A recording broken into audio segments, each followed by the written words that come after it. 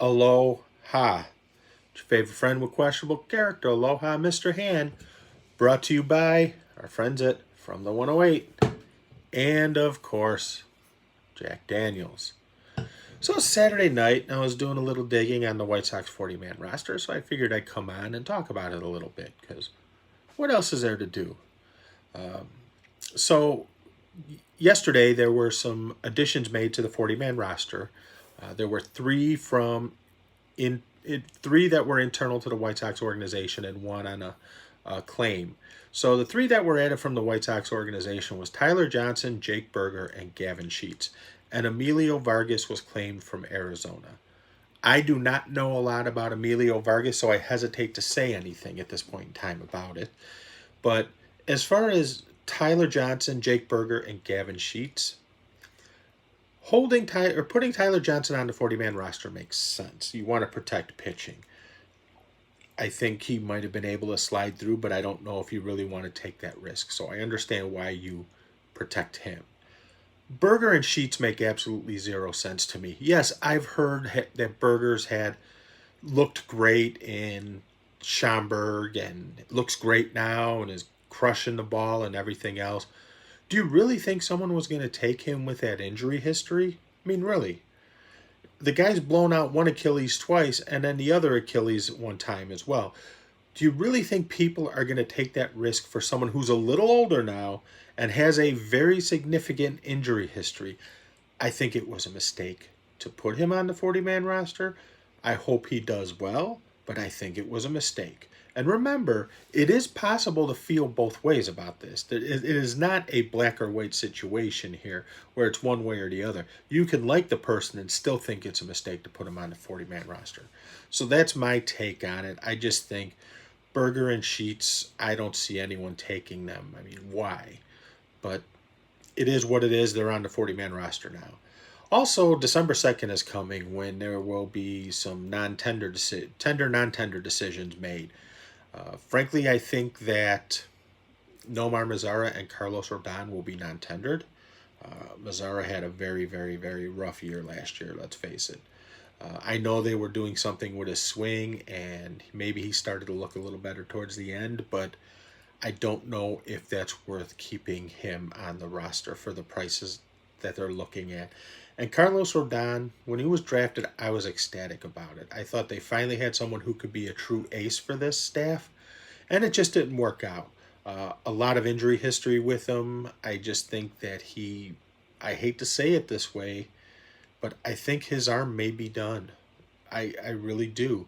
And what are the reasons for that? I think there's a lot of reasons. Some I think fall on his shoulders. Others I think fall on the shoulders of people who are no longer with the White Sox organization. I will not go into that, but let's just say I feel that someone who is no longer with the organization and spent 18 years there didn't know how to have anyone not follow his program. If they had a different skill set than what he was used to, I think he fucked them up. But that's just my opinion. Neither here nor there at this point in time. It's irrelevant at this point in time. So we'll go from there. Now, I know a lot of people talk about doing a non-tender for Ronaldo Lopez. I think this would be a mistake. Has Ronaldo Lopez looked bad the last couple of years? Yes, no question. You cannot deny that. But Lopez has a couple things going for him. He's young and he has options left. Now, there's a lot of people who keep talking about bringing back Jose Quintana. Please, God, no. What's the point of bringing Quintana back? Keep Lopez. He's cheaper, he's younger, and frankly, we did see in 18, we did see something there. And he seemed to regress in 19 and 20. And again, I won't go into my theories as to why, because those people are no longer with the team, but that's irrelevant at this point. I just think he's cheaper, he's younger. Let's see what Katz can do with the rumored, because it's not official yet, the rumored pitching coach Katz can do with him. Katz really helped Giolito. Let's see if he can do the same for Lopez. I think Lopez, if he can realize his upside, is much better than what you get with Quintana. And frankly, I think Jose Quintana is a good person. I think he's a great guy. I do not like him as a pitcher. Sorry, I just don't. Um, and you could say, you could quote his WAR and everything else. I've watched the guy pitch. I've watched him where he gets the first 2 outs in an inning with about 6 pitches and looks dominant, and then finishes the inning with about 26 pitches and a couple runs given him. I've watched him, I can't even count how many times, get ahead 0-2 on a hitter, only to walk him. And it was guaranteed. I would sit at games with people, and I would tell them when he got ahead 0-2, this pitch was going 2 feet outside in the opposite batter's box in the dirt. And sure enough, that's where the pitch was. He was so predictable to pitch. With his pitch selection, it was scary. But frankly, I think the White Sox were as a whole, so I'm not going there.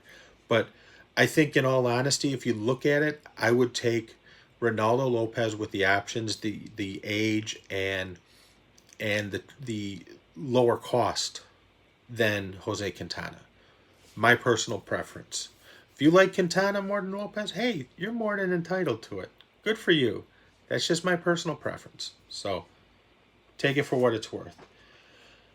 Now, looking at the 40-man as a whole, there's no way around saying this. There's still a lot of dead weight on the 40-man roster. There is. I mean, I look at it, and I'm looking at it, and there's some players on here, and I say, it's time to cut bait. Micker Adolfo, how long has he been there? Since 2014, 2015? We've been hearing about him. Again, another guy who's had major injuries and always seems to start coming forward and then gets hurt. So I just think, I just have a problem with him being on the 40-man. Luis Gonzalez, really? What good does he do? He provides nothing. Blake Rutherford, a nothing burger. Sebi Zavala and Yermin Mercedes. Yes, I know there's the Sebi train, and everyone likes Yermin because he makes funny, TikTok videos or whatever the hell it is. What have they accomplished? Nothing. Where are they? Where have they been? Why are they on the 40-man roster? If they can't help the team, they don't need to be on the 40-man roster. Get them off there. Get people on the 40-man roster who can help the team. If somebody wants to offer you something, anything for any one of these players, I'll drive them to the airport. It's time to cut bait with all these players because, he seems like a cool guy. He makes funny videos and all. No, time to win. WIN. It's time to win. That's all that matters. I want a 40-man roster of players that you can plug and play. If someone gets hurt, you can bring this guy up and he can fill the spot without missing a beat. And then if you need to flip that player for pitching or a certain need, right field, that's what they're there for. People need to start looking at this as saying, who can help this team? And not only who can help, how can they help this team? Can they help it by coming up and if Tim Anderson gets injured, playing shortstop for him? Or can they help him by saying flipping this player to get a reliever or a pitcher or something like that? That's how people need to start looking at the 40-man. They need to remove the emotional attachment to these players who they think is going to be the next big thing. The list is long and distinguished of all these guys who everybody thought this was going to be the next big thing. And it turned out to be a nothing burger. And I've been guilty of that in the past too. I will fully admit it. I thought Carlos Rodon would be something. And unfortunately, he's not. So I just think they need to clean up the 40-man roster. Get rid of the dead weight.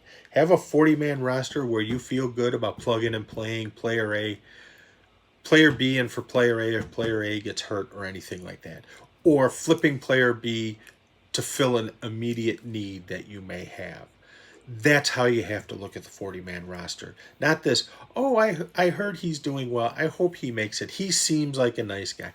Who fucking cares if they're a nice guy? Win. You know what makes a guy a nice guy? Win. There's some players, I won't say who, but there's some players I know are raging a-holes. But everybody loves them. Do you know why everybody loves them? Because they got a ring. Believe it or not, it's true. They have a ring so they can do no wrong, even though they may be some of the biggest a-holes in the world. And there's other guys who people hate who I know are super nice guys. You know why people hate them? Because they didn't win. That's all it boils down to. Win.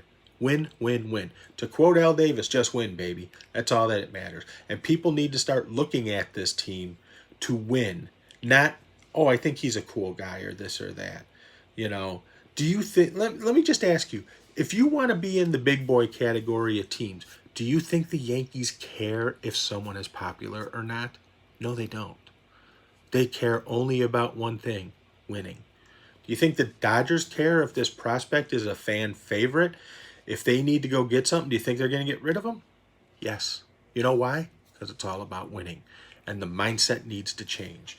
I know some people are afraid to trade prospects because of what happened with Fernando Tatis Jr. Well, guess what?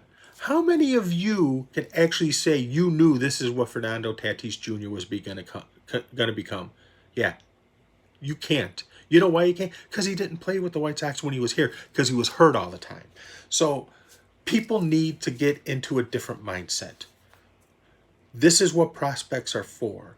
Either A, they help your major league roster, or B, they're used to supplement your major league roster.